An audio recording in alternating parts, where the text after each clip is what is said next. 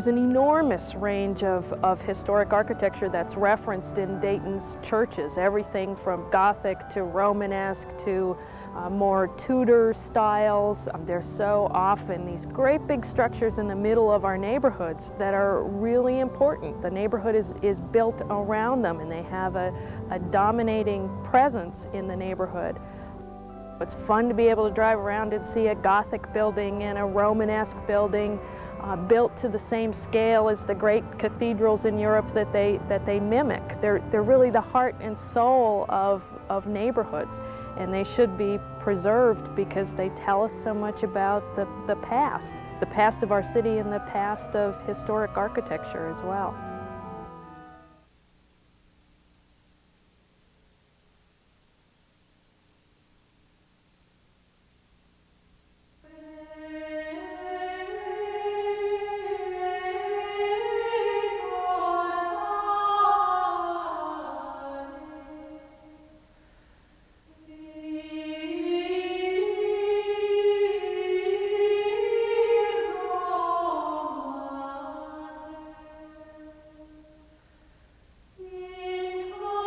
I was only 6 years old.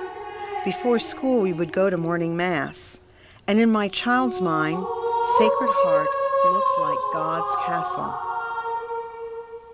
There was this very Victorian, ornate white marble canopy over the altar.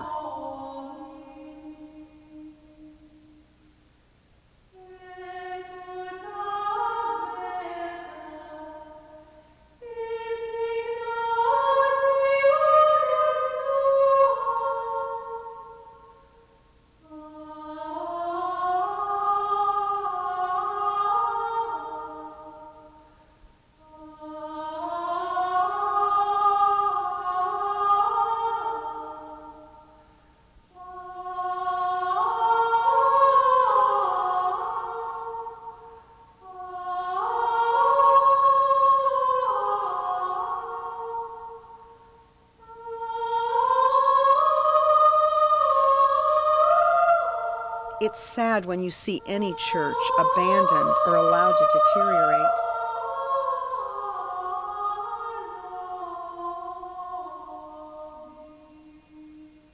You have to remember, ordinary Dayton people really sacrificed to build their churches.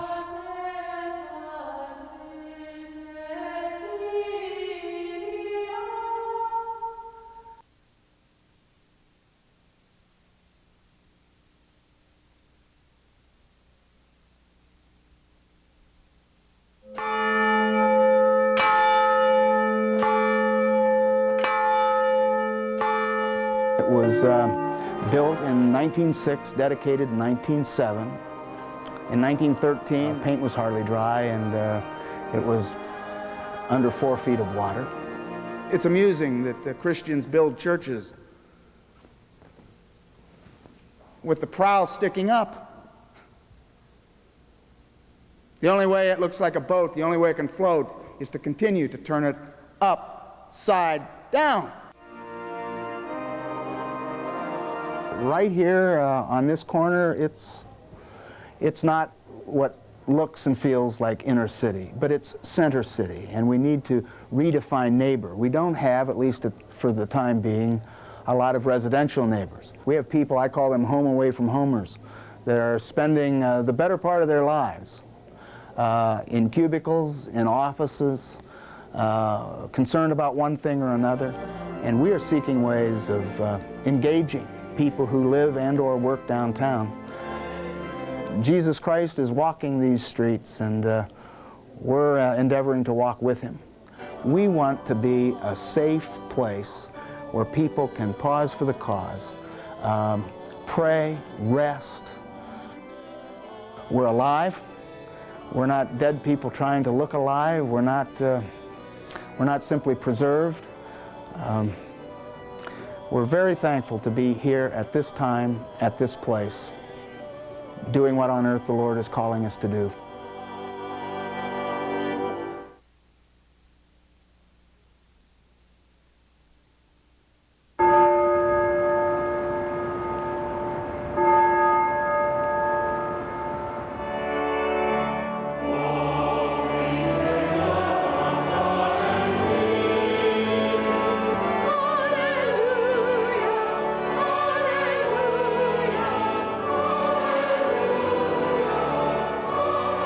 for the kingdom of God is yours.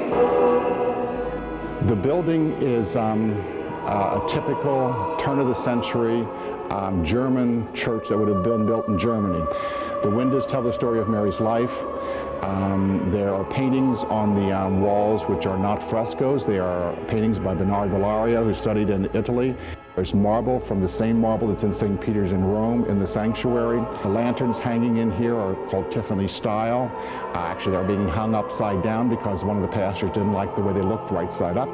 It's always been an urban church. It was after the 35 thruway went through that many of the people that would have lived in those areas, of course, moved to the suburbs, and our parish became smaller. We were down to about 200 people, approximately, about in the mid-'80s. And then the Renaissance began with everything else renaissancing in the city. A building such as this, which has been around for a long time, is an anchor for a neighborhood. One of the things that you anchor a neighborhood with is with those programs that people need that may not deal with the church. And one of the things we were able to do is to offer property and land and buildings for the St. Mary's Development Corporation to move in their area with senior housing, GED classes, and any other things that the people in this area need, whether they're members of the parish or not.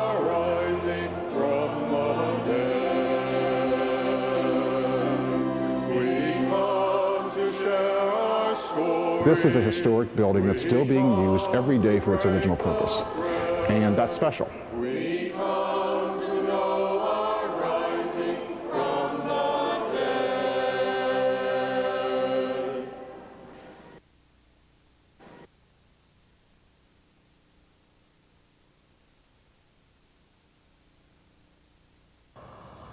The original congregation built on this site in 1846. And then the church burned and it was rebuilt. This church was rebuilt here in 1884 by that congregation. And then, as has happened in so many churches, they moved to the suburbs and the church sat vacant for a long time. This church was in pretty good shape in terms of the structure itself. They're big structures, you know, they're thousands of square feet, and to make anything happen, you have to have a number of people involved. So it isn't something that happens just because of one person. Paul Woody, who worked for the city, was able to put together a little grant program, so we were able to get some money to help with architectural fees and some bricks and mortar. And then this is all living room here. The kitchen will be in here. This will be a dining room area. And I've got some original windows from the original 1884 windows that I'm going to put in the dining room. I think the neighborhood's just glad somebody's doing something. You know, I mean, any big vacant building is a problem. The more of these buildings that we can take care of, the better. You've got to find somebody that's willing to take the time and put in the effort. And sometimes it's a group effort. Sometimes, you know, it's individuals. Just somebody has to do it.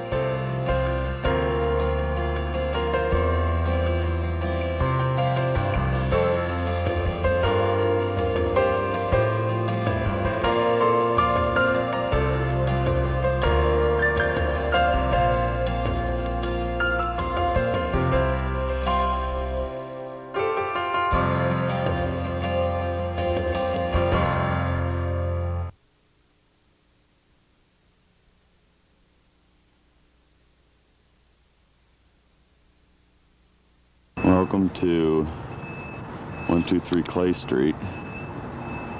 This is the church. Neat old church, huh? That's the section of the roof that we were telling you about that's bad. I think we've got really nice potential here. There's the main tower. We can climb inside that and up. No, it looks like we're up here a ways, but imagine it without that floor being there. It's going to be about another 10 feet taller. It climbs. Lots and lots of work, but I think it'll be worth it.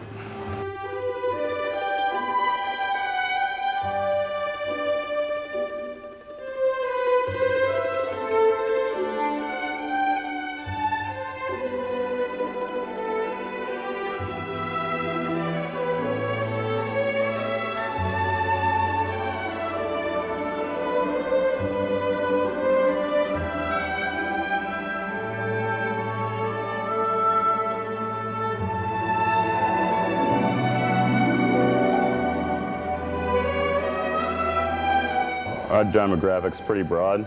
Anywhere from grade school kids, we get a lot of Boy Scout and Girl Scout troops in, all the way up to retired professionals that come in to climb. That's a big building. It's a big volume of space. That's ideal for an indoor rock climbing gym. The building was condemned. It was about 3 or 4 weeks from the wrecking ball when we got a hold of it. There were huge holes in the roof. None of the stained glass was in. No utilities. We had to get rid of quite a few pigeons and cats. It was a hazard. It was definitely a hazard. Huge holes in the roof. The weather outside was getting inside the building, and once that happens, it starts to deteriorate pretty quick.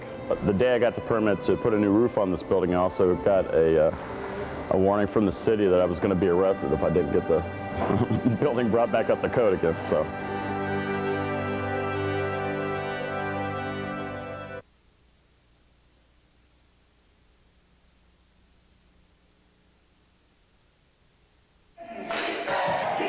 We've been in our current facility, formerly Temple Israel. We've been there for about 6 years.